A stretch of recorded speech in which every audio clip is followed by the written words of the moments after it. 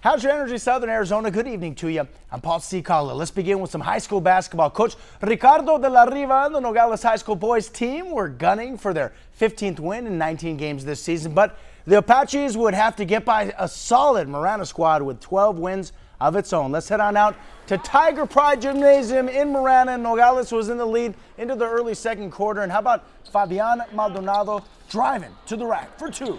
The Apaches take a 10-point lead, but Marana will be staying close. How about QB playing basketball? Trenton Bourguet taking the three. DeMarco Dunn is there to clean it up with some body contact. Marana will cut the Nogales lead, but the Apaches keep coming. Check out Carlos Cervantes Jr. about to bank it in from long range. Supple.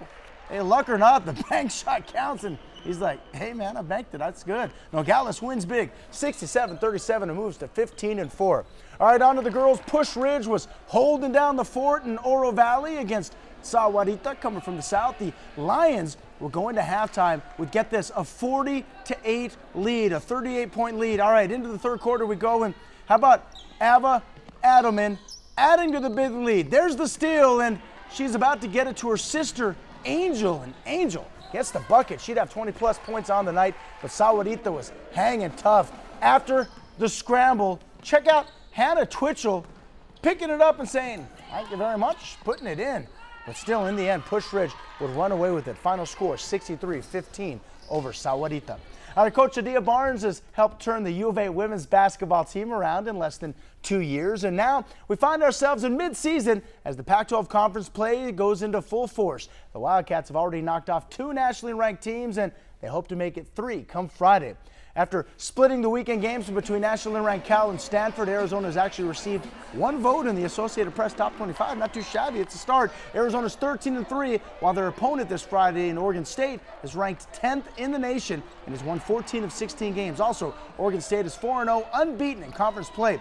It'll be the second straight time the Lady Wildcats take on a team in the top 10. Now, despite a blowout loss on Sunday to 6th-ranked Stanford, Coach Adia Barnes says you can learn a lot from a tough setback. And it takes time, and it should be a learning lesson. I knew we were going to get better, but we're still missing a lot of pieces. We don't have, so Aries dominant guard for sure, but we don't have dominant post play right now, like on the block. We have versatility, and Kate's going to be great. Dominique brings us great experience, and she's an awesome defender in the block, but we don't have, I think we're missing, some aggressive shooters. Hey, meanwhile, the U of A men's basketball team is playing well, currently riding a 6-game winning streak. Coach Sean Miller and his boys are in first place in the Pac-12 with an unbeaten 4-0 record heading into Thursday's showdown at McKell Center with Oregon. With the departure of starter Emmanuel Acott, who's left the team, look for a number of players to get more playing time, including Dylan Smith. What's deceiving about Dylan is, for our guards, he's not only our best defensive player, but he's also our best defensive rebounder. And with Ira Lee and him able to play more minutes, I think that's something that could quietly go our direction is our ability to rebound the ball.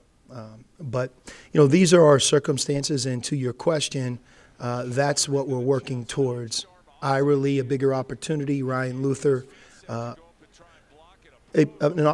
of an opportunity, of more of the same. And then certainly Dylan being able to be that, kind of that jack-of-all-trades guy where we can count on him at the end of games.